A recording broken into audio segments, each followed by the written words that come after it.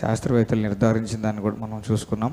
అయితే ఏ నక్షత్రం గుద్దుకునింది అని అంటే, తేజో నక్షత్రమా, వేకువ చుక్క, నీవెట్లు ఆకాశం నుండి పడితివి, జనములను పడగొట్టిన నీవు నెలమట్టము వరకు ఎట్లు నరకబడితివి. నేను ఆకాశమునికి ఎక్కిపోదును, దేవుని నక్షత్రమును పైగా నా సింహాసనం ఎచ్చుతును, ఉత్తర దిక్కునున్న సభాపర్వతము మీద కూర్చుందును, మేఘమండలం మీద ఎక్కుదును, మహోన్నతునితో నన్ను సమానునిగా చేసుకుందునని నీవు మనస్సులో అనుకుంటివి కదా. నీవు పాతాళమునకు నరకములో ఒక మూలకు త్రోయబడితివే. నిన్ను చూచువారు నేను నిదానించి చూచుచు ఇట్లు తలపోయిదురు. భూమిని కంపింపజేసి రాజ్యములను వణికించిన వాడు ఇతడేనా? లోకమును అడవిగా చేసి దాని పట్టణములందు పాడు చేసిన వాడు ఇతడేనా? తాను చెరపట్టిన వారిని తమ నివాస స్థలమునకు పోనీయని వాడు ఇతడేనా? అపవాది గురించి మనం ఈ మాటలు దేవుడు రాయించినట్టు చూసుకున్నాం. అయితే తెలుగులో లూసిఫర్ అనే మాట మెన్షన్ చేయబడలేదు. ఇంగ్లీష్లో చూస్తుంటే 12వ వచనంలో, యెషయా గ్రంథం 14వ అధ్యాయం 12వ వచనంలో, how art thou fallen from heaven O Lucifer అనే మాట మనకు కనిపిస్తుంది. ఇంగ్లీష్లో తేజో నక్షత్రం అనే మాటకి, తెలుగులో తేజో నక్షత్రం అనే మాటకి ఇంగ్లీష్లో లూసిఫర్ అని అక్కడ ఉంది. వేకువ చుక్క దగ్గర మార్నింగ్ స్టార్ అనే మాట తర్జుమా చేయబడింది. లూసిఫర్ అనే మాట 12వ వచనంలో మనకు కనిపిస్తుంది. అయితే ఫస్ట్లో దేవుడు భూమిని శూన్యంగా నిరాకారంగా చేయలేదు. సంపూర్ణంగాను సిద్ధపరిచి స్థిరపరిచిన దానిగాను నివాస స్థలముగా ఉండనట్లు దేవుడు భూమిని తయారు చేశాడు.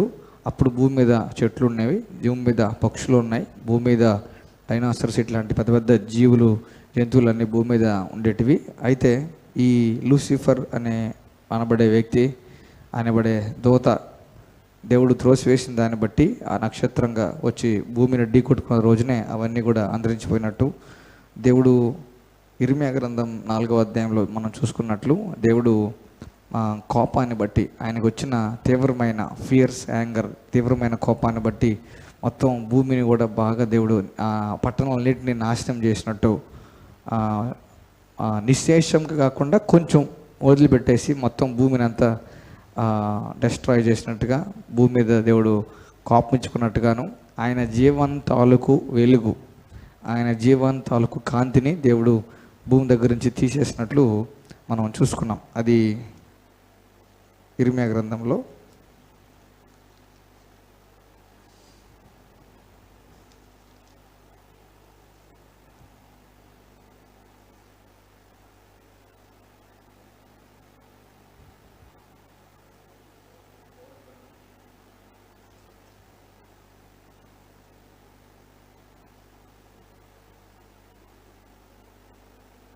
నాలుగవ అధ్యాయంలో 23వ వచనం, నేను భూమిని చూడగా నిరాకారంగాను శూన్యంగాను ఉండెను, ఆకాశం తట్టు చూడగా అచ్చట వెలుగు లేకపోయాను, పర్వతములు చూడగా అవి కంపించున్నవి, కొండలన్నీ కదులుచున్నవి, నేను చూడగా నరుడొకడు లేకపోయాను, ఆకాశ పక్షులన్నీ ఎగిరిపోయి ఉండెను. అప్పుడు నరులు ఎవరు భూమి మీద లేరు. అంటే దేవుడు క్రియేట్ చేసిన మ్యాన్ అని పిలబడే వ్యక్తి, మనిషి అని పిలబడే వ్యక్తి లేదు. అప్పుడు లూసిఫర్తో కూడా ఉండిన దేవదూతలు వర్షిప్ టీం అని చెప్పచ్చు. పరలోకంలో కాంగ్రిగేషన్ 3 భాగాలు చేస్తే ఒక భాగం అంతా కూడా వర్షిప్ టీమ్గా ఉండేరు. సో పోలికగా మనం చూసుకోగలిగితే 1/3 అనమాట. 3 భాగాల్లో ఒక భాగం దేవుణ్ణి ఆరాధించడానికి కొరకే దేవుడు తయారు చేసుకున్నాడు. ఆ బ్యాచ్ అంతా కూడా లూసిఫర్తో కూడా ఆ వర్షిప్ టీం అంతా కూడా, ఆయనతో పాటు ఉన్న దూతలంతా కూడాను భూమి మీదే ఉండేటోళ్ళు, భూమి మీద నివసించేటోళ్ళు, వర్షిప్ అంతా జరిగించేటోళ్ళు అనమాట. అయితే ఈయన పైకి కిందకి వెళ్ళొచ్చే యాక్సెస్ ఉండింది. మనం బాగా గమనిస్తే యోబు గారి గ్రంథంలో కూడా దేవుడు ఆయన దూతలతో మీటింగ్ పెట్టుకునే టైంలో అటు ఇటు తిరుగుతూ, ఈ వ్యక్తి కూడా మీటింగ్ ఎక్కడ జరిగింది? భూమి మీద జరగల మీటింగ్, ఎక్కడ? పైన జరిగింది, పరలోకంలో మీటింగ్ జరిగింది. ఆ మీటింగ్కి యోబు ఎక్కడున్నాడు? భూమి మీద ఉన్నాడు. భూమి మీద యోబు గురించిన సంగతి ఇతను తీసుకొని వెళ్ళి పైన దేవుడి దగ్గర చుట్టూ కంచేస్తున్నావు, అందుకని ఏం కావట్లేదు అది అని చెప్పాడనమాట. సో భూమి నుంచి దేవుని రాజ్యం, పరలోక రాజ్యం అందు కూడా యాక్సెస్ ఉండింది అనమాట. అర్థమైందా? ఏంజల్స్ కమ్ ఫ్రమ్ హెవెన్, దేవదూతలు పైనుంచి కిందకు వస్తారు. గాబ్రియల్ దూత, నేను దేవుని సముఖము నిలబడే గాబ్రియల్ దూతనని జకర్యా గారితో మాట్లాడడం, మరియమ్మ గారు కూడా అక్కడి నుంచి దూతలు వస్తాయి పోతాయి. మనం చూస్తే బేతేల్ దగ్గర యాకోబు గారి దర్శనంలో కూడా నిచ్చెన పరలోకం నుండి భూమికి వస్తే దేవతలు ఎక్కుచూ దిగుచూ ఉండేనమాట అని మనం చూసుకున్నాం అనమాట. అయితే ఈ యాక్సెస్ ఏంజల్స్కి అందరికీ ఉండే. పడద్రోయబడిన తర్వాత దేవుడు కోపగించి సాతాన్ని పడదోసిన తర్వాత భూమి సీన్ అంతా కూడా మారింది. అంతకుముందు సీను భూమి ఫలవంతంగా ఉండింది, పట్టణాలుగా ఉండింది, నివాస స్థలంగా ఉండింది. హల్లెలూయా. అయితే ఇంకొక వాక్య భాగం కూడా చూసుకుంటాం. యెహెజ్కేలు గ్రంథం 28వ అధ్యాయం. యెహెజ్కేలు గ్రంథం 28వ అధ్యాయం.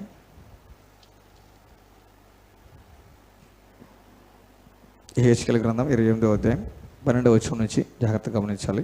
యెహెజ్కేలు గ్రంథం 28వ అధ్యాయం 12వ వచనం నుంచి. యెహెజ్కేలు 28వ అధ్యాయం 12వ వచనం. నరపుత్రుడా, తూరు రాజును గూర్చి అంగలార్పు వచనమెత్తి ఈలాగు ప్రకటింపుము. నరపుత్రుడా అంటే ఇక్కడ యెహెజ్కేలుతో దేవుడు మాట్లాడుతున్నాడు. నరపుత్రుడా అంటే యెహెజ్కేలు తూరు రాజును గూర్చి అంగలార్పు వచనమెత్తి ఈలాగు ప్రకటింపుము. Son of men, take up a lamentation upon the king of Tyrus and say unto him. ఇక్కడ తూరు అనే ప్రాంతానికి అప్పుడు రాజులు ఉండేటోళ్ళు. తూరు అనే ప్రాంతాన్ని ఒక రాజు వెళ్తూ ఉండే. అయితే ఆ రాజుని గూర్చి అంగలార్పు గీతం ఎత్తి వచనం ఎత్తి నువ్వు మాట్లాడడం స్టార్ట్ చేయని యెహెజ్కేలుకి దేవుడు ప్రవచనం అందిస్తున్నాడు. ప్రవచనం ఆయన నోటికి అందిస్తున్నాడు. నరపుత్రుడా, ఇవి ఇట్లాగా మాట్లాడని చెప్పేసి. ఎవరు గూర్చి? తూరు రాజుని గూర్చి. మనం చూసుకున్నాం భూమి మీద అంతా కూడాను పప్పెట్ షో, భూమి మీద పప్పెట్ షో లాగా అనమాట. పైన ఆత్మ ప్రపంచం ఒకటి ఉందన్నమాట. తూరు రాజు ఒక ఫిజికల్ మ్యాన్, ఆయన ఒక రాజు, ఆయనకు ఒక పేరు ఉందన్నమాట. ఆయనతో మాట్లాడమని చెప్పి మనం చూస్తే కింద ప్రకటింపము. ప్రభు అయిన యెహోవా సెలవిచ్చినది ఏమనగా, పూర్ణ జ్ఞానమును సంపూర్ణ సౌందర్యమును గల కట్టడమునకు మాదిరివి దేవుని తోటయగు ఏదేనులో నీవుంటివి. తూరు రాజు ఎక్కడ ఉన్నాడు? ఏదేని తోటలో. తూరు రాజు ఏదేనికి ఎప్పుడు వెళ్ళాడు? ఏదేని అనేది చాలా పాతది. యెహెజ్కేలు గ్రంథం ఎక్కడ, ఆదికాండం ఎక్కడ, ఎంత సంవత్సరం ఉంది? 1000 సంవత్సరాల గ్యాప్ అనేది ఉంది. ఇప్పుడు దేవుడు ఇండైరెక్ట్గా తూరు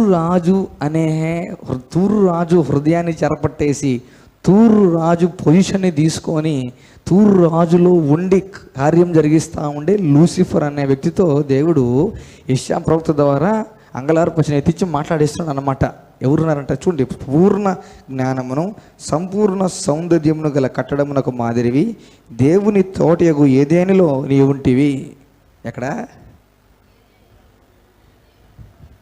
డిస్ట్రక్షన్ జరగక ముందు, ఒక నక్షత్రం వచ్చి భూమి ఢీకొనక ముందు, పట్టణాలుగా నివాస స్థలంగా భూమి అసలు సూపర్గా దర్జాగా ఉన్నప్పుడు ఏదైనా తోట ఉండిందా? ఏదైనా మనం ఉండిందా? ఉండింది. ఏదైనా మనం ఉండింది. అర్థమైందా? It was there. మనం బాగా గమనిస్తే మళ్ళీ వీడియోకి వెళ్తాం. నీ ఉంటివి మాణిక్యము, గోమేధికము, సూర్యకాంతమణి, రత్నవర్ణపు రాయి, సులిమాని రాయి, మరకతము, నీలము, పద్మరాగము, మాణిక్యము అను అమూల్య రత్నములతోనూ బంగారముతోనూ నీవు అలంకరింపబడి ఉన్నావు. నీవు నియమింపబడిన దినమున పిల్లన్న గ్రోవులు వ్రాయించువారు నీకు సిద్ధమైరి. అభిషేకము నొందిన కెరూబువై ఒక ఆశ్రయముగా నీ ఉంటివి. అందుకే నేను నిన్ను నియమించితిని. దేవునికి ప్రతిష్ఠింపబడిన పర్వతము మీద నీ ఉంటివి. కాలుచున్న రాళ్ల మధ్యను నీవు సంచరించుచుంటివి. నీవు నియమింపబడిన దినము మొదలుకొని పాపము నీ యందు కనబడు వరకు ప్రవర్తన విషయంలో నీవు యథార్థవంతుడవుగా ఉంటివి. అయితే నీకు కలిగిన విస్తారమైన వర్తకము చేత లోపల నీవు అన్యాయము పెంచుకొని పాపము చేయుచు వచ్చితివి గనుక దేవుని పర్వతము మీద నీవు ఉండకుండా నేను నిన్ను అపవిత్రపరిచితిని. ఆశ్రయముగా ఉన్న కెరూబు కాలుచున్న రాళ్ల మధ్య నీవికను సంచరింపవు. నిన్ను నాశనము చేసి తిని, నీ సౌందర్యము చూచుకొని నీవు గర్వించిన వాడవై, నీ తేజస్సు చూచుకొని నీ జ్ఞానము చేరుపుకొంటివి. కావున నేను నిన్ను నేలను పడవేసి తిని, రాజులు చూచుండగా నిన్ను హేళనకు అప్పగించేదా నో. హల్లెలూయా. అర్థమైందా? నాకు కొంచెం రిఫరెన్స్లు చెప్తారా? ఇవి గుర్తుండిపోవాలి, మీకు గుర్తుండిపోవాలి. లూసిఫర్ గురించిన రెఫరెన్స్లు అనమాట. నిన్న చెప్తారా? యెషయా గ్రంథం 14వ అధ్యాయం 2వ వచనం నుంచి 14వ వచనం వరకు. మళ్ళీ యెషయా గ్రంథంలో 45వ అధ్యాయం 18వ వచనం. ఇర్మియా గ్రంథంలో 4వ అధ్యాయం 23వ వచనం. అంతే, 100 కూడా. అది డిస్ట్రక్షన్ గురించి అనమాట. ఇక్కడ మనం క్లియర్ కట్గా మీరు అక్కడ రాసుకోగలిగితే, ఇప్పుడు చదువుకున్న దాంట్లో తేజో నక్షత్రం అనే టాపిక్ దగ్గర, తేజో నక్షత్రం అనే దగ్గర పైన మీరు లూసిఫర్ అని రాసుకో. ఇంగ్లీష్లో డైరెక్ట్గా ఆ పదం ఉంది, లూసిఫర్ అనే పదం ఉంది. లూసిఫర్ అనే పదం ఉంది.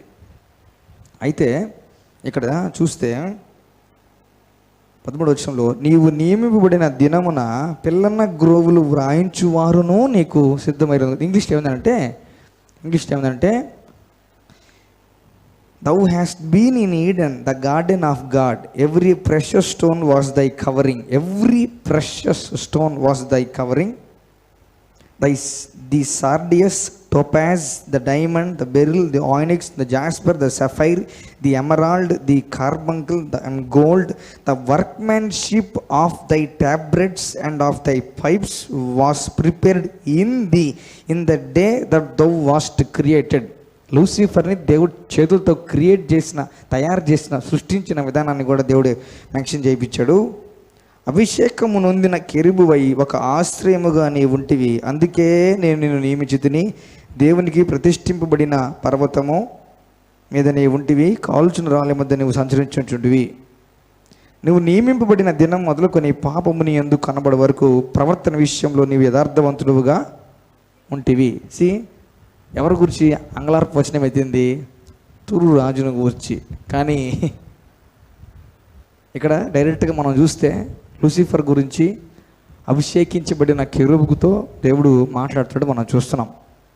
దేవుని ఏదైనా తోటలో, ఏదైనా వనంలో ఉండినాడంట. ఎవరు? దేవుడు వర్షిప్ టీంకి ఎంత ప్రాధాన్యత ఇచ్చాడంటే, వర్షిప్ టీంకి దేవుడు ఒక ప్రత్యేక నివాస స్థలం ఏర్పాటు చేశాడు. అగ్రి? ఈయన వర్షిప్ టీం లీడరు. ఎవరు? Worship team leader Lucifer. అయినా బాగా గుర్తుపెట్టుకోవాలి. దేవుడు అప్పుడంతా సిస్టమేటిక్, దేవుడు ఉండేను, దేవుడి కింద దేవదూతలు ఉన్నారు, దేవదూతలు తర్వాత మొత్తం సృష్టి అంతా కూడా ఉండింది. ఆకాశ నక్షత్రాలు, భూమి మండలాలన్నీ ఉన్నాయన్నమాట. అయితే ఈ ఏంజల్స్కి సంబంధించి విభాగిస్తే ఏంజల్స్ని ప్రధాన దూతలు ఉంటారు, వాళ్ళ కింద అంతా దూతలు ఉంటారు. Gabriel one of the main chief Angel ఆయన, గాబ్రియల్ గారు. మిఖాయల్ గారు ఏంజల్, ఆయన. Lucifer Angel.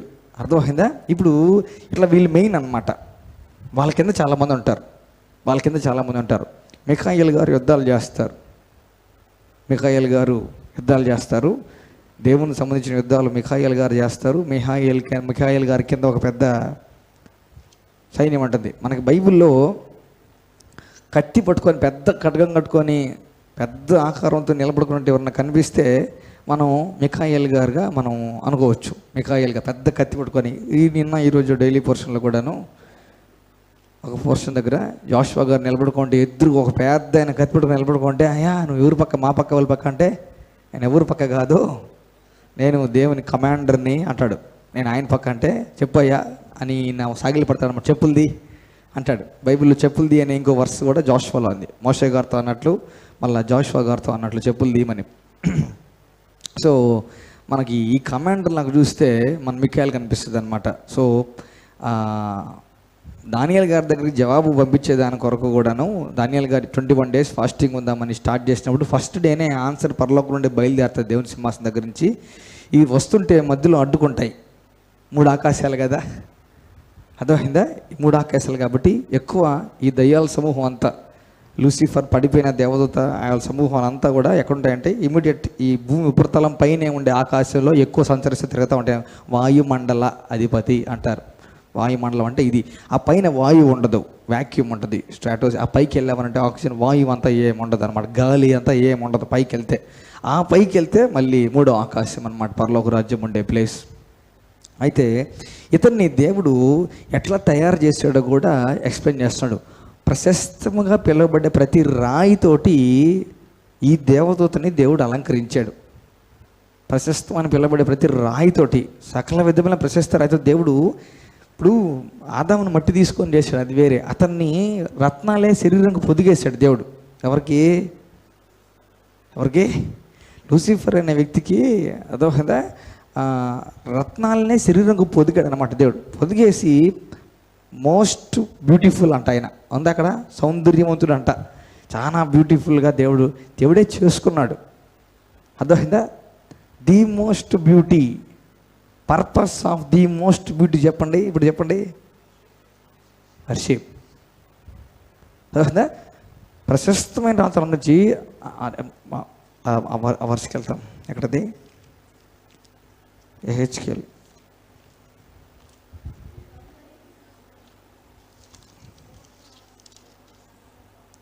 పూర్ణ జ్ఞానము పూర్ణ సౌందర్యము గల కట్టడమునకు మాదిరివి. చూడండి, what is the purpose of పూర్ణ జ్ఞానము?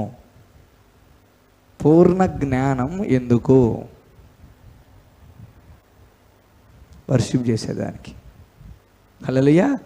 పూర్ణ సౌందర్యం ఎందుకు? వర్షిప్ చేసే. అందుకే జ్ఞాని తన జ్ఞానమును బట్టి అతిశయింపకూడదు, సూర్యుడు తన శౌర్యమును బట్టి అతిశయింపకూడదు. అర్థమైందా? చూడండి ఇక్కడ ఎందుకు అంత మోస్ట్ బ్యూటిఫుల్గా చేయాలి దేవుడు. అర్థమైందా? వర్షిప్ చేసేదానికి, ఒక వ్యక్తిని తయారు చేసేదానికోసం దేవుడు తీసుకుని శ్రద్ధ చూడండి.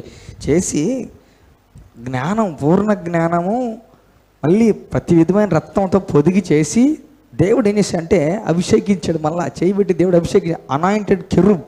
అనాయింటెడ్ కెరూబ్గా దేవుడు చేశాడు అనమాట. మనం బాగా గమనించుకోవాలి. కెరూబ్ అనేవి దేవుడు దగ్గరగా ఉంటాయి అన్నమాట. ప్రతి దేవతతో దేవుడు దగ్గరగా వెళ్ళలేదు, ప్రతి దేవతతో దేవుడు దగ్గరగా వెళ్ళలేడు. ప్రతి దేవదూత దేవుడికి దగ్గరగా వెళ్ళలేడు. దేవుడు దగ్గరగా కొందరే వెళ్ళగలరు అనమాట. వాళ్ళలో ఇతను, మిఖాయేల్ గారు, గాబ్రియల్ గారు, వీళ్ళే. మనం చూడండి, కరుణాపీఠం దేంతో కవర్ చేయబడాలి చూసారా?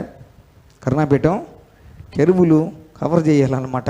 అదే దేవుడు దగ్గరగా ఉండే పోస్ట్ అనమాట. వాళ్ళకి ఆర్డర్ చెప్తే, డివైన్ ఆర్డర్ చెప్తే, ఇప్పుడు కలెక్టర్ గారు కింద వేరే వాళ్ళు ఉంటారు, వేరే వాళ్ళ కింద వేరే అధికారులు అనమాట. గవర్నమెంట్ అధికారులే స్థాయి క్యాడర్ ఉంటారు. అట్లా అత్యున్నతమైన స్థానం, మోస్ట్ హై దేవుడు కింద ఎవరు ఉండేటోళ్ళు అంటే కెరూబులు ఉండేటోళ్ళు అనమాట. చెరూబ్స్ అనమాట. మిఖాయేల్ గారు, గాబ్రియల్ గారు, లూసిఫర్ గారు, వీళ్ళు ఉంటారు. కింద మిగతా ఏంజల్స్ అందరూ, దేవదూతలు అందరూ ఉండేటోళ్ళు. దేవదూతలను ఎప్పుడు కూడా మనం పురుషలింగంతోనే సంబోధించాలి.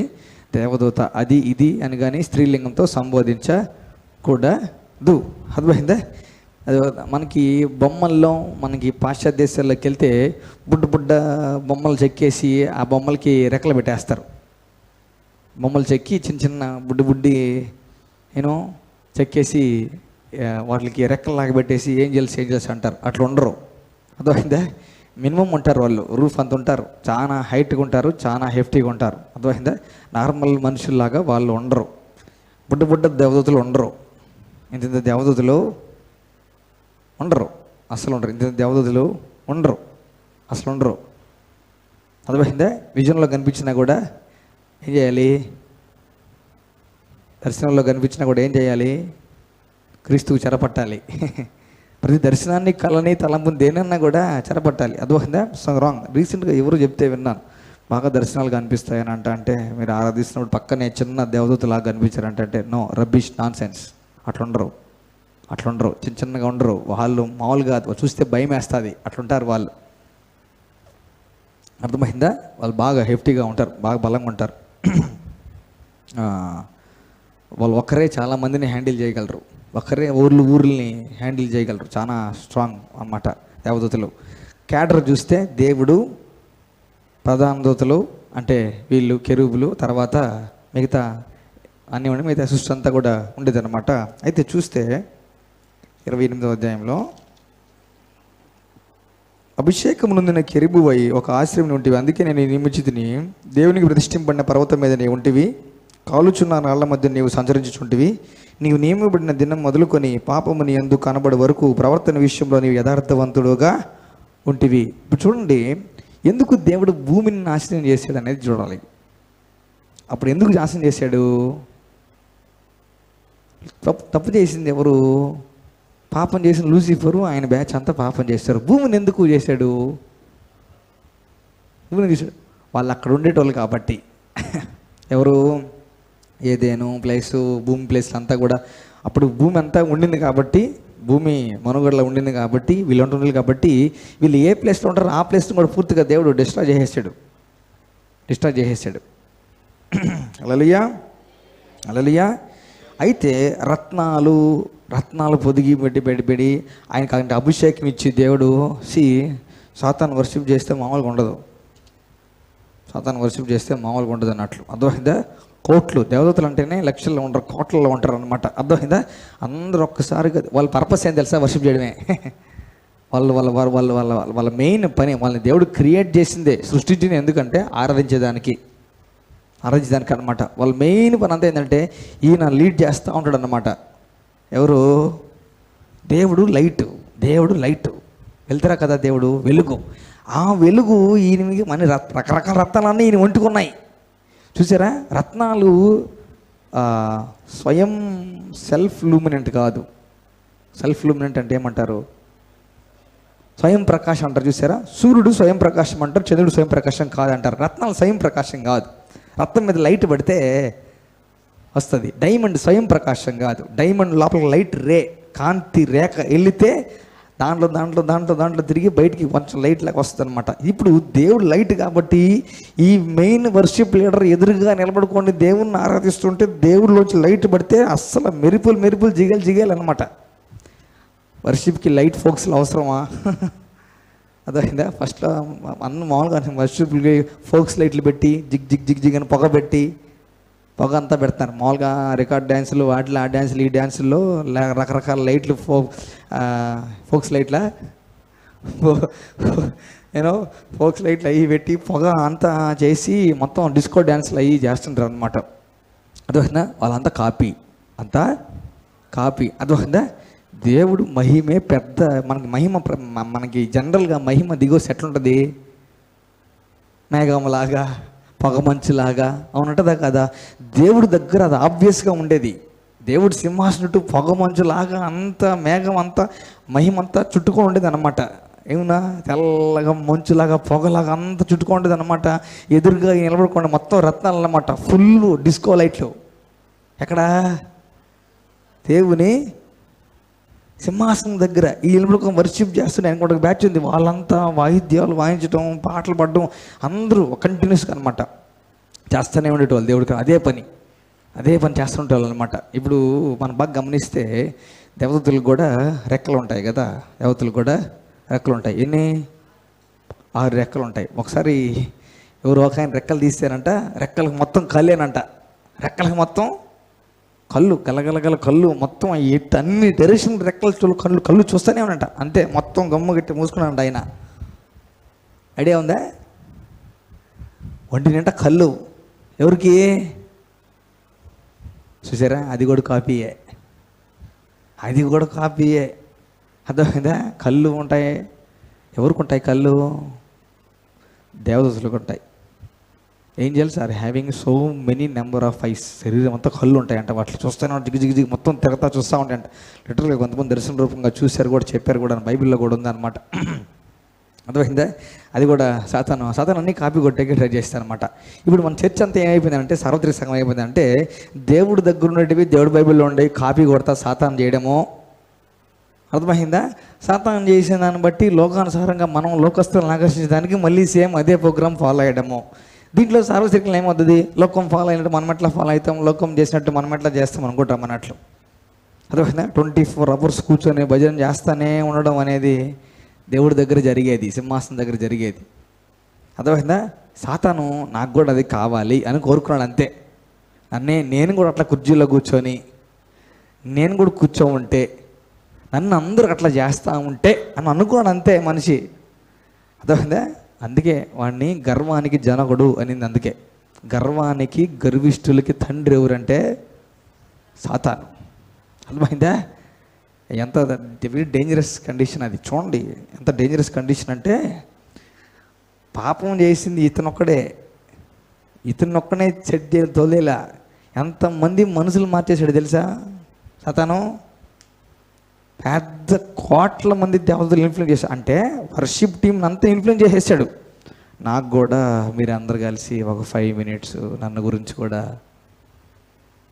నీవు అభిషేకింపబడిన కెరూబు అని పాడండి నా గురించి కూడా అని వాళ్ళ మనసులో కూడా ఎక్కడానికి ట్రై చేస్తున్నాను అనమాట.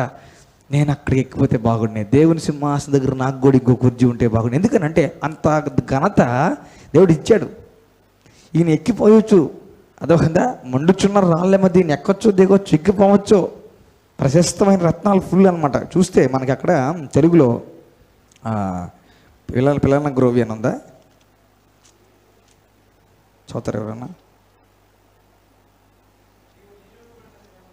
నీవు నియమింపబడిన దినం మొదలు, అది కాదు పైన 13లో లాస్ట్లో 13 వచనం ఆఖరి భాగం, నీవు నియమింపబడిన దినమున, అది చదువుతున్నావా? ఓకే. పిల్లల గ్రోవులు తెలుగులో తప్పుపడింది, రాయించు వారు కాదు, పిల్లల గ్రోవులు ఆయన శరీరంలో అమర్చబడ్డాయంట. పిల్లల గ్రోవులు శరీరంలో అమర్చబడ్డాయి అంటే ఇన్స్ట్రుమెంట్స్ ఆయన ఒంట్లోనే దేవుడు ఫిక్స్ చేశాడు. మీ బైబిల్ ఎట్లా ఉందా? ఏముంది?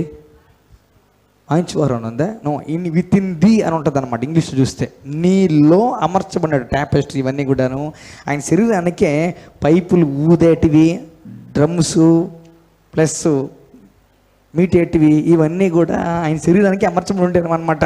ఈయన వర్షిప్ ఆయన ఒక స్ట్రింగ్ అట్లా ఆడిస్తే ఆయన శరీరంలో దాన్ని ఆయన ఆడిస్తే అందరు ఎత్తుకునేవాళ్ళు. అర్థమైందా? మనకి బెన్నీ ప్రసాద్ అని ఉన్నాడు, మంచి వర్షిప్ లీడర్, దేవుని బాగా ఆరాధిస్తాడు. ఆయన మంచి సాక్ష్యమైంది. ఆయనే సొంతగా గిటార్ తయారు చేసుకుంటాడు.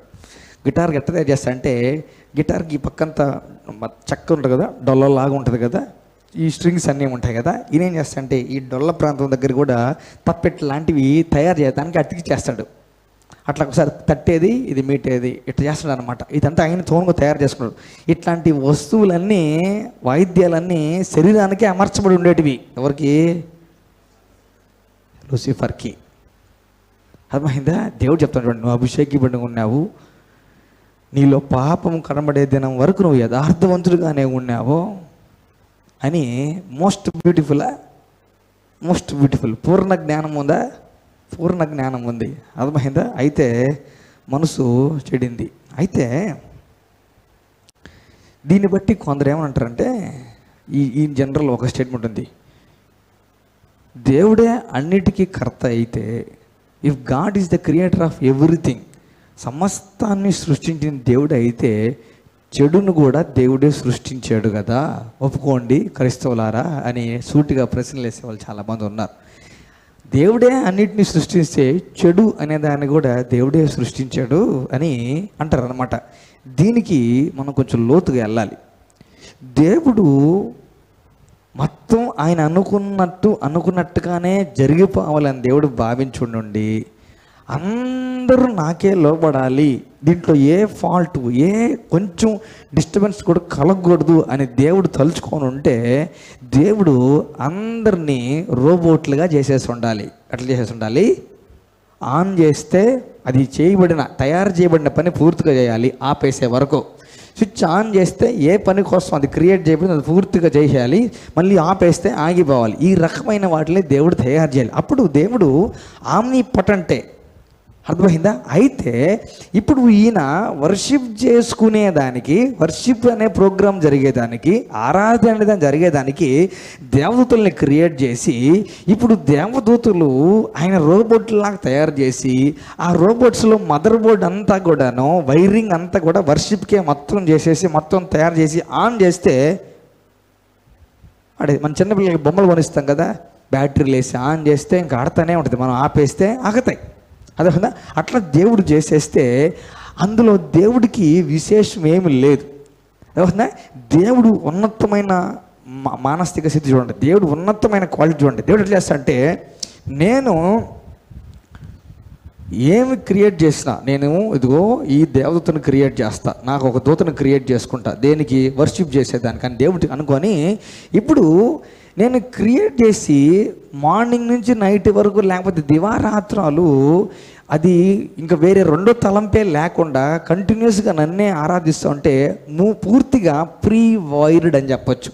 పూర్తిగా దేవుడు ఆయనకు అనుకున్నట్టుగా చేసుకున్నాడు, జరిగిపోతా ఉంది, దాంట్లో ఏముంది అని అనే భావన రాకుండా దేవుడు స్వచిత్తాన్ని ఇష్టపూర్వకంగా ఆరాధించాలి. నీ ఇష్టం, స్వాతంత్ర్యం.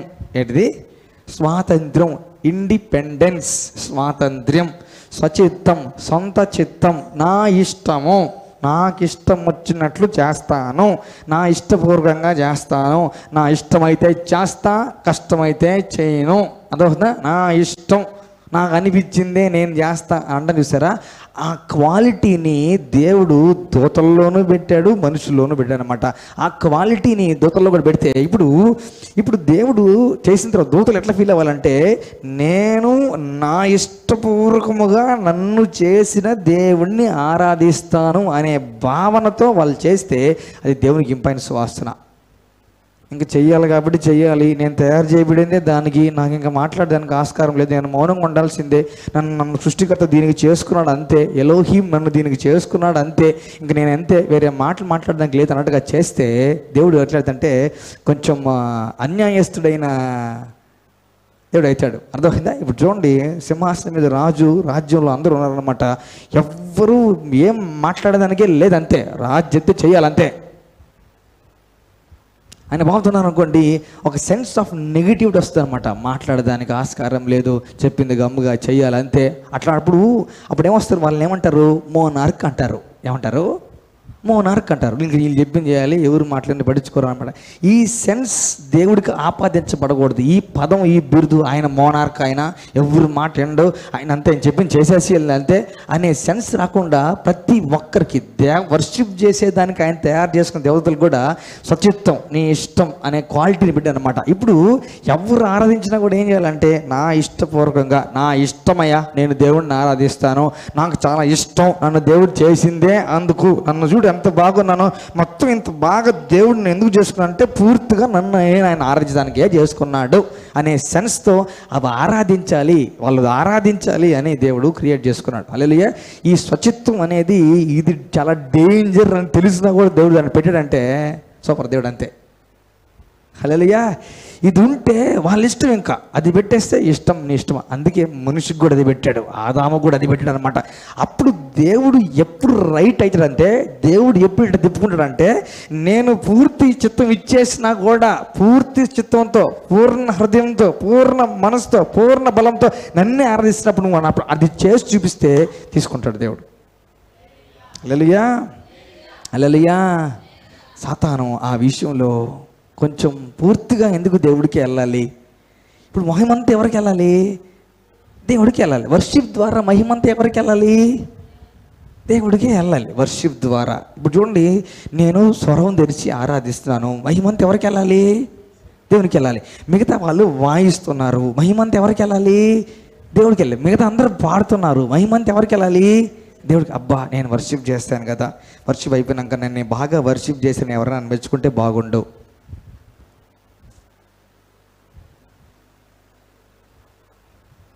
అర్థమైందా? నేను బాగా వాదించానని ఎవరన్నా మెచ్చుకుంటే బాగుండు. కాసేపు నాకు కూడా ఇట్లా ఎవరన్నా నా గురించి కూడా పాట రాస్తే బాగుండు. నా గురించి కూడా, నా కోసమే ఎవరన్నా మ్యూజిక్ కంపోజ్ చేస్తే బాగుండు. ఎవరన్నా ఒక పాట పాడి దీన్ని నాకు అంకితం చేస్తే బాగుండు. ఇవన్నీ పరమ చండాలపు, చెడ్డ, మోసపు, గర్వపు తలంపులు ఇవన్నీ సతం దగ్గర నుంచే వస్తాయి. డైరెక్ట్గా సతం దగ్గర నుంచే వస్తాయి. డప్పు కొట్టించుకోవాలి అనే క్వాలిటీకి జనకుడు సతాన్. జనకుడు సతాన్. హల్లెలూయా, హల్లెలూయా. అందుకే మనం విమర్శల్ని పట్టించుకోకూడదు, పొగడ్తల్ని అసలు పట్టించుకోకూడదు, తలకి ఎక్కించుకోకూడదు. చూడండి, ఇప్పుడు ఈయనలో ఈ బుద్ధి రావడానికి నువ్వు అసలు ఎట్లుంటావు తెలుసా, నువ్వు ఎంత బ్యూటిఫుల్గా ఉంటావు, నీకు ఎంత జ్ఞానం ఉంది, నేను అభిషేకించాడు దేవుడు, అసలుకి నిన్ను కూర్చో ఒక 5 నిమిషాలు పాడతామని ఎవరు అనలా. ఆ తలంపు ఇంకెవరికి రాలా. ఈయనలోనే కలిగింది. నేను ఎక్కెళ్తాను, అక్కడ కాసేపు ఉంటాను, వేసే పక్కన నా గురించి కూడా 4 వచనాలు ఆయన గురించి పాడండి, 1 వచనం నా గురించి పాడండి. ఇవన్నీ అనుకున్నాడు మనసులో. ఎవరు? అందుకు సౌలుకి 1000 కొలది, దావీదుకి 10,000 కొలది. అంటే సౌలు మనస్సులో అసూయ పుట్టింది. తెలుసా? ఎంటర్ అయిపోన్నాడు. ఎవరు? సాతాన్ ఎంటర్ అయిపోన్నాడు. అర్థమైందా? అట్లా కోరుకునేది సాతాన్. ఆ కోరికలు మనకు అస్సలు రాకూడదు. హల్లెలూయా. కళ్ళంతా తెరుచుకొని మనల్నే చూసే దేవుడు ఉన్నాడు, చూస్తున్నాడు. ఎవరి దృష్టి మన మీద పడాల్సిన అవసరం లేదు. హల్లెలూయా. ఎందుకంటే that is a highly dangerous thing. ఎంత డేంజరస్ అంటే, దేవుడు ఇంకా కోర్టు అని కానీ, నువ్వు మాట్లాడు, నీ తరపున వాదించుకో అని కానీ, అసలు ఏం డిస్కషన్ లేవు. ఎక్స్ప్లెయిన్ యువర్ సెల్ఫ్ అని కానీ, నీ పక్క ఎవరు న్యాయవాదిని పెట్టుకో, మాట్లాడు, నీ పని నువ్వేం తప్పు ప్రూవ్ చేయనాకని కానీ ఏం డిస్కషన్ లేవు. బోన్ లేదు, ఏమన్నా లేవు, విట్నెస్ లేదు, ఏం లేదు. నువ్వు హృదయంలో అనుకున్నావు కదా, అవుట్, అంతే. అందుకే ఆయన హృదయాలు అంతే. ఆయన కళ్ళ ముందు ఉంటాయి అందరి హృదయాలు. ఎక్కడుంటాయి? కళ్ళ ముందు. అందుకని దాని అయ్యా, నేను అనుకోకముందే నీకు తెలుసయ్యా, నేను ప్రార్థన చేయకముందే నీకు తెలుసు ప్రభు అంటాడు. అదొక ప్రతి ఒక్క హృదయం కంప్లీట్గా దేవుడికి తెలుసు, అంతే. నువ్వు అనుకున్న గంటకో, సంవత్సరానికో, 10 సంవత్సరాలకు దేవుడు తెలిసేది. నువ్వు అనుకుంటుండగానే తెలిసిపోద్ది, అంతే. హల్లెలూయా. అందుకే జీవితకాలం దేవునికి బాంచాను అనుకుంటే చాలు, అంతే. అంతా బాగా జరుగుతుంది. జీవితకాలం నేను బాంచను, అంతే. జీవితకాలం నేను దేవునికి దాసోహం, అంతే. అన్న బతికి సరిపోద్ది. 10 సంవత్సరాలు దేవుని సేవ చేస్తాం, 10 సంవత్సరాలు దేవుని సేవ చేస్తాం. మన 20 సంవత్సరాలు దేవుని సేవ చేస్తున్నాం. మేము చిన్న దైవశాఖలు మేము కాదు, పెద్ద దైవశాఖలు మేము చిన్న వాళ్ళం కాదు, పెద్ద వర్షిప్ లీడర్ నేను. వర్షిప్ లీడర్ నేను. అస్సలు అందుకే పేరు కానీ, పక్కన ఇంకోటి కానీ అస్సలు వాటి జోలికి వెళ్ళకూడదు, అంతే. మన దృష్టి వాటి మీదకి వెళ్ళకూడదు, అంతే. హల్లెలూయా. అస్సలు పక్కనే కుర్చీ లేడు అనేది అసలు కోరుకోకూడదు. ఈయన ఏమనుకున్నాడు? అదే అనుకున్నాడు, నాకు ఆయన కుర్చీ పక్కనే ఇంకో కుర్చీ అనుకోలేదా? అందుకే కుర్చీలు అసలు మనం ఎక్స్పెక్టే చేయకూడదు, అంతే. పక్కన కుర్చీ మమ్మల్ని పిలవలేదు స్టేజ్ మీదకి, మాకు లేదు అది, మాకు లేదు ఇది, మమ్మల్ని అనలేదు ఇది. ఇవన్నీ చాలా చాలా డేంజర్. అర్థమైందా? దాన్ని దేవుడు ఏమని పిలుస్తాడు అంటే గర్వం అని పిలుస్తాడు. అర్థమైందా? దాన్ని దేవుడు లిటరల్గా అసహ్యించుకున్నాడు, అంతే. జాలి పడడు. గర్విష్ఠుల పట్ల దేవుడు జాలి పడ్డంతే. గర్విష్ఠులకి జాలి అనేది దేవుడు చూపుడు, అంతే. జాలి పడే దేవుడే, కరుణామయుడే. గర్విష్ఠులకి అసలు జాలి చూపుడు దేవుడు. He resists the proud. అదే చేశాడు ఈయనకి కూడా, అదే చేశాడు. అందుకే ఆ స్వచిత్తాన్ని ప్రతి ఒక్కరికి దేవుడు పెట్టాడు. ఆ సొంత చిత్తంతో నాకు ఆయన దేవుడా కాదా, రక్తం కార్చాడా చేదా, ఇవన్నీ నేను పడుచుకోను. నాకు డిస్కషన్స్ అవసరం లే. I don't want to be apologetic. నేను ఫ్రీ విల్గా, మనస్ఫూర్తిగా యేసయ్య నా దేవుడు అంగీకరించి నా జీవితకాలం ఆయన్ని ఆరాధిస్తా. దట్స్ ఇట్, అంతే. దేవుడు నీకు మార్కులు వేసాడు. హల్లెలూయా. కొందట్లుంటారంటే డిబేట్లు అవి జరిగేటప్పుడు ఎట్లుంటారంటే, నువ్వు నాకు ప్రూవ్ చేయి, నేను అప్పుడు చేస్తా. అంటే నీదొక ఏదో మట్టి బుర్ర, దానికి నేను మళ్ళీ ప్రూవ్ చేయాలా? పగలు కొడితే పగిలిపోద్దురా నీ బ్రెయిను, అంతేనా కదా? అర్థమైందా? నా మనసుకి, నా మైండ్కి, నా మేధస్సుకి అర్థమయ్యేలాగా చెప్పు అంటారనమాట. నో, ఏంది నీ మేధస్సు, ఎర్రోడా, అంతేనా కదా? నో, మేధస్సు అనేది ఏం లేదు. దేవుణ్ణి క్వశ్చన్ చేసే మేధస్సు కాదు, అది ఎర్రితనం, అదే. హల్లెలూయా. మేము కన్విన్స్ అయ్యేలాగా కానీ మీరు కానీ చెప్తే మేము మారిపోతామండి అని ఒక దగ్గర నేను కళ్ళారా చూశాను, చెవులారా విన్నాను. అది నేను కూర్చోన్నా, ఈరోజు మనం చేసేది ఇది, వీళ్ళు చేసేది ఇది, వీళ్ళు చెప్పేది రైట్ అని మీరు కానీ మమ్మల్ని కన్విన్స్ చేయగలిగితే నేను మీలోకి వచ్చేస్తాను అన్నాడు ఆయన. కన్విన్స్ చేసేది ఏంది? Rubbish not sense. పూర్ణ హృదయంతో, పూర్ణ మనసుతో, పూర్ణ బలంతో. హల్లెలూయా. తోమ అట్లే అన్నాడు, నేను ముట్టుకుంటే కానీ నేను అమ్మను అన్నాడు. అన్ని రోజులు తిరిగినాడు. చూసింది ఎవరో బయట వాళ్ళు కాదు. అయ్యా మీ ఏసేలాగా ఉన్నాడే, కనపడతా తిరుగుతున్నాడే అని అనలా.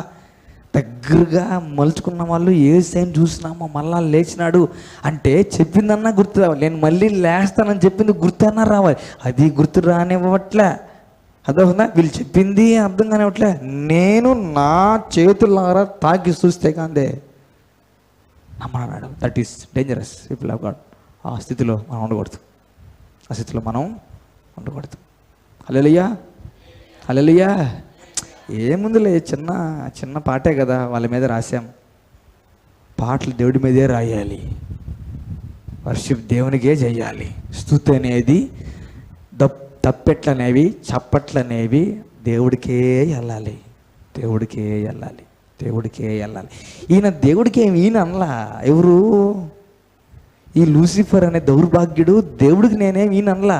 దేవుడి దాంట్లో నేను కొంచెం, దేవుడి దాంట్లో అస్సలు అవి రానివ్వకూడదు, రానివ్వకూడదు. హల్లెలూయా.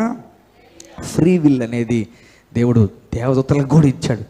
అందుకే దేవతలు చూడండి, ఇప్పుడు ఫ్రీ విల్తోనే దేవుడు సేవ చేస్తున్నారు. ఎవరు? ఫ్రీ విల్తో, సొంత ఇంక మాకు ఇష్టం అయ్యా ఆయనకి ఆదరణ ఇష్టం, మాకు ఇష్టం ఆయనకి సేవ చేయడం, నా ఇష్టం మాకు ఇష్టం అయ్యా అనే ఉద్దేశంతోనే మిఖాయేలు దగ్గరికి పోయి, ఎందుకు ఎన్ని వేల కోట్ల సమాచారం సాగిరి చేస్తున్నావా నీకు, ఆయనకి నేను సొంత నీకేం ఇంకా పరలోకి ఏమైనా కట్టించాడా, నీకంటే ఇచ్చాడా అంటే మిఖాయేలు ఇమీడియట్గా కత్తి దింపేస్తాడు అంతే. మిఖాయేలు కత్తి తీసి దింపేస్తాడు అంతే. ఆ డిస్కషన్స్కి ప్లేస్ లేదు మనసుల్లో. హల్లెలూయా, హల్లెలూయా, హల్లెలూయా. అందుకే దేవుడు చూడండి, ఈ వ్యక్తి ఎవరు? అభిషేకించబడిన, పూర్ణ జ్ఞానం కలిగిన, పూర్ణ సౌందర్యం కలిగిన, శరీరంలోనే ఇన్స్ట్రుమెంట్స్ వాయిద్యాలు అమర్చబడిన వ్యక్తి ఏ ప్లేస్లో అయితే భూమి మీద ఉన్నాడో ఆ ప్లేస్కి ఎసురు పెట్టాడు దేవుడు. హల్లెలూయా, హల్లెలూయా. అయితే ఇందును బట్టి దేవుడికి బాగా కోపం వచ్చి ఆయన్ని తేజనక్షత్రమా, ఎగువ చుక్క, ఏం రా నువ్వు అని చెప్పేసి, యేసుక్రీస్తు ప్రభువు కూడా అక్కడే ఉన్నాడు. ముగ్గురు తండ్రి కుమార పరిశుద్ధ ఒకరే ఉన్నారు. ఎలోహీం అంటే అది బహువచనం, ఎలోహీం అంటే బహువచనం. ఎల్షద్దాయి మళ్ళీ ఏకవచనం, ఎలోహీం బహువచనం. తండ్రి కుమార పరిశుద్ధ ఆత్మ త్రియేక దేవుని ఎట్లా పిలుస్తారంటే ఎలోహీం అని పిలుస్తారనమాట, బహువచనం అనమాట. ఈయన కూడా అక్కడే ఉన్నాడు. నేను ఆకాశం నుండి సాతాను నక్షత్రం వలె పడుట రాలుట చూచి తిని అని యేసుక్రీస్తు ప్రభువారు చెప్పారనమాట. అర్థమైందా? ఇప్పుడు చూడండి, 1000 మంది సంఘస్థులు ఉన్నారు అనుకోండి, 1000 మంది సంఘస్థులు ఉన్నారు. అందులో ఒక భాగం అంతా చిల్లిపోయారు, ఒక భాగం సంఘం సమాధానంగా ఉంటుందా? సమాధానంగా ఉంటుందా? ఎందుకు చిల్లిపోయారు? పరలోకంలో గర్వం అనేది వచ్చి స్టార్టింగ్ చీలిక ఎక్కడ జరిగింది? ఎక్కడ జరిగింది? రీజన్ ఏంది? అంటే ఎత్తుక్కోండి మీరు, ఏ గుళ్ళో చీలిక జరిగినా కూడా మెయిన్ ఫ్యాక్టర్ ఏం తెలుసా? రాసిస్తాను నేను. ఎతకండి, మీరు తవ్వండి, రీజన్స్ అన్నీ అడగండి. తెగ్గొట్టుకున్న వాళ్ళు అందరినీ ఎతకండి, రీజన్స్ అని ఎతకండి. మీకు మూల పదార్థం ఇంకా మనం ప్రీఫిక్స్డ్గా రీసెర్చ్ కూడా ఏం చేయబోలే, ఎత్తుక్కుంటా పోతే గర్వమే దొరుకుతుంది అంతే. అయితే ఉండే పాస్టర్ అన్న గర్వపోతే అయిపోయి వాళ్ళని తిరస్కరించి ఉండాలి, లేకపోతే వాళ్ళలో ఎవడో మాకు ఇవ్వటం లేదే, సెక్రటరీ పదవి వీళ్ళకే ఏతున్నాయే అని ఒక బ్యాచ్ని తయారు చేసుకొని బ్యాచ్ బయటికి వెళ్ళిపోతారు. అదే ఉందా? మీకు ఎత్తుక్కోండి. ఫస్ట్ చీలిక జరిగింది ఎక్కడ? రీజన్ ఏంది? 1 పర్సన్స్ ప్రైడ్. ఒక మనిషి, చూసారా? మనిషి అంటే అదే ఒక దూత గర్వం. ఆయన కోరిక డేంజర్. సాతాను సంఘాల్లోకి దూరేది దేని ద్వారా తెలుసా? నాకు అనుకూలంగా ఉందే, ఈయనొక్కడిని గల్లిపెట్టినంటే నేను ఈ గుడిని జీల్ చేయొచ్చు, ఈమెనొక్కటినే గల్లిపెట్టానంటే నేను మొత్తం అందరినీ డిస్టర్బ్ చేసేయచ్చు. అందుకే ఆ ఏరియాలో సాతానికి మనం ప్లేస్ ఇవ్వకూడదు. ఇప్పుడు అంత దేవదూతల సమూహంలో ఒక్కసారిగా ఒక బ్యాచ్ అంతా కూడా తోసేయబడ్డారు. ఎట్లుంటుంది పరలోకంలో? నిశ్శబ్దం. అయ్యో ఏం జరిగింది? మికాయేలు ఉన్నారు, గాబ్రియల్ ఉన్నారు, వర్షిప్ లీడర్ని మొత్తం అవుట్ అన్నాడు దేవుడు. అవుట్ అన్నాడు దేవుడు. ఎట్లుంటుంది మొత్తం అందా? పెద్ద కాంగ్రిగేషన్, అది పెద్ద పెద్ద సంఘస్థులు అన్నట్లు వాళ్ళలో ఒక భాగం చీలిపోయింది. హాట్ టాపిక్ కదా.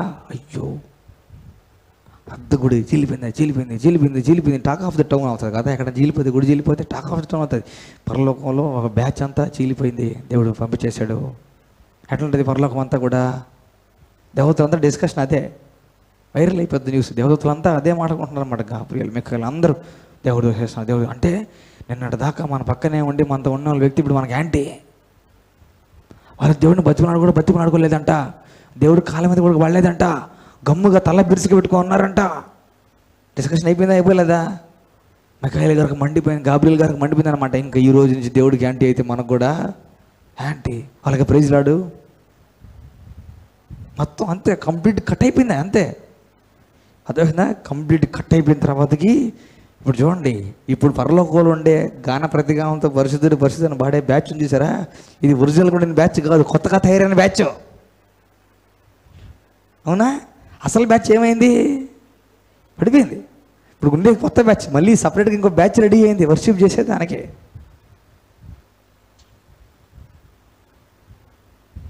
హల్లెలూయా, హల్లెలూయా. ఇదే పదం అంటారు వాళ్ళు కూడా. ALLE LALU అంటారు అన్నమాట వాళ్ళు కూడా. అక్కడ ఇదే పదం అక్కడ పడేది. అందుకే ఆ పదాన్ని తర్జుమా ఏం చేయాలి, యాజ్ ఇట్ ఈజ్ పెట్టారు. పరలోకం వెళ్ళిన తర్వాత కూడా సార్వత్రిక సంఘం, ఏ భాష, ఏ తెగ, ఏ గోత్రం, ఏం తేడా లేకుండా అందరూ పలికే ఒకే ఒక పదం ఏం తెలుసా? హల్లెలూయా అంటారు. హల్లెలూయా అనేది ఊరికే హల్లెలూయా అనేది అంది. పరలోకంకి వెళ్తుంది ఏమంటారు? పప్పు చెనకలు, ఉప్పు తిరిసలు అంటారా? పోయి చూడమా? అక్కడ వెళ్ళంగా చూస్తాం కదా, ఏమంటారు చూస్తాం. హల్లెలూయా ఎందుకు అంటున్నాం బ్రదర్? కింద అనొద్దంటివే, భూమి మీద మండి పడితే ఉరుగు చూస్తుంటివే అనాలి.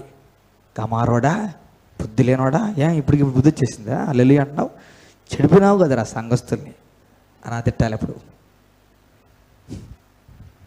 వచ్చేస్తే చాలామంది సిగ్గు బుద్ధి. పరలోకంకి వెళ్ళంగానే అందరూ ఎవరు పట్టినా హల్లెలూయా అని పడుతుంటారు. ఏంద్రా హల్లెలూయా తప్పిస్తే ఇంకేం పడట్లేదు అనుకుంటారు కొంతమంది పరలోకంకి వెళ్ళిన తర్వాతకి. అవునా?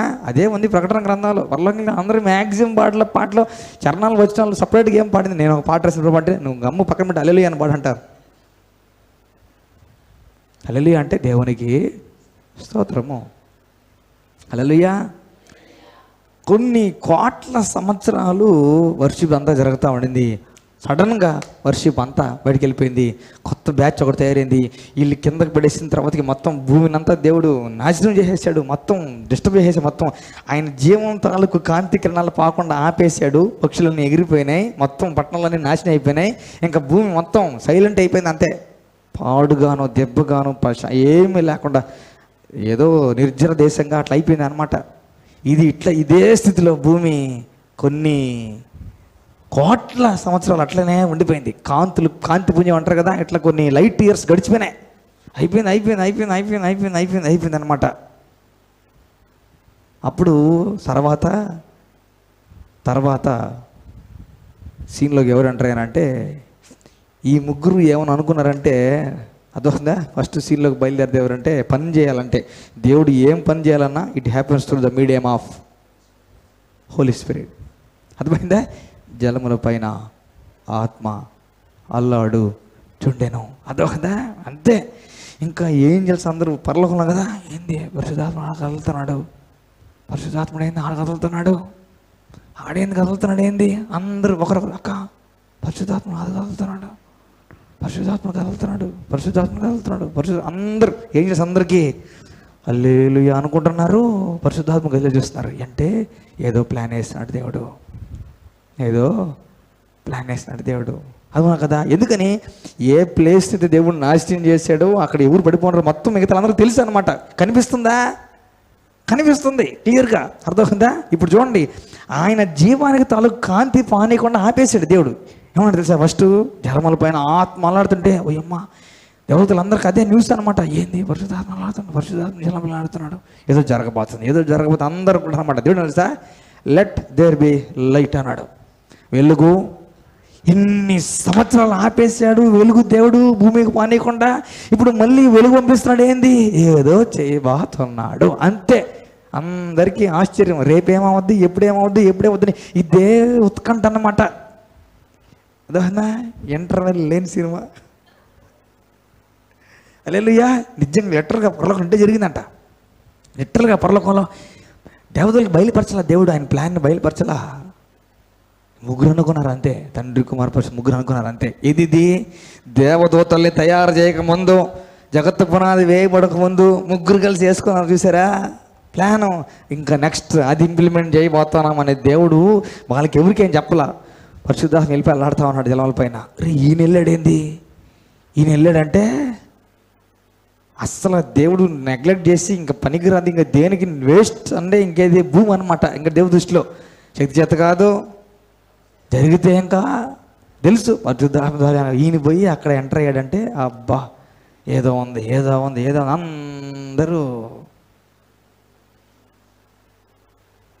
అందరూ ఎగ్జైట్ అయిపోయారంట జరగబోతుంది. వెంటనే దేవుడు వెలుగు కలుగును కాక అని అంటే నా జీవం పోయి అక్కడ కలుగును కానంటే మళ్ళీ ఏదో ప్రోగ్రామ్ స్టార్ట్ చేశాడయ్యా. ఏదో స్టార్ట్ చేశాడు. వెలుగు అన్నాడంటే ఏదో ప్రోగ్రామ్ స్టార్ట్ చేశాడు. అంతే శంకుస్థాపన అన్నాడు దేవుడు. అంటే ఇంకా ఫుల్ ఎగ్జైట్ అయిపోయినారు దేవతలంతా కూడా. గాబ్రియల్ గారు, మిఖాయేల్ గారు అందరూ చూస్తున్నారు అంతే. అర్థమైందా? అప్పుడు దాకా ఏం మాట్లాడాల. అప్పుడు దాకా దేవుని ఏంది ఎక్కడికి మమ్మీ పరిశుద్ధాత్మ ఎక్కడికి వెళ్ళారు, ఏంది వెలుగును కాకుండా అంటే ఏం క్వశ్చన్ ఏం చేయాలి అనమాట. చూస్తున్నారు అంతే. అబ్బా ఏదో జరుగుతుంది. అందరూ చైర్లు వేసుకున్నారు, కుర్చీలు వేసుకున్నారు, ఒకరి మీద ఒకరు నిలబడుకున్నారు అనమాట. చూస్తా ఉన్నారు ఏంది కింద ఏదో జరుగుతుంది. ఎక్కడ? భూమి మీద. ఆడే కదా ఎన్నం దొంగ చూస్తారు. జరుకు మీద చేసుకొని చూస్తా అనమాట. లెట్ దేర్ బి లైట్ అన్నాడు దేవుడు. అర్థమైందా? లూయి గిగ్లీ గారిది వీడియో ఉంటుంది. లూయి గిగ్లీ గారిది వీడియో పేరు గుర్తుపట్టలేదు.